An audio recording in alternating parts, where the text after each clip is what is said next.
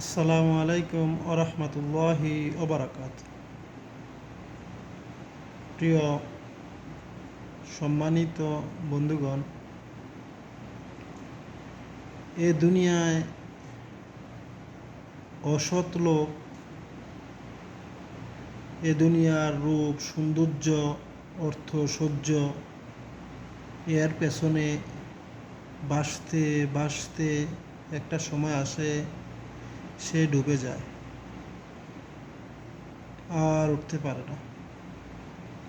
আর সৎ লোক এই সমস্ত মানুষের ভিড়ে ডুবতে ডুবতে একটা সময় আসে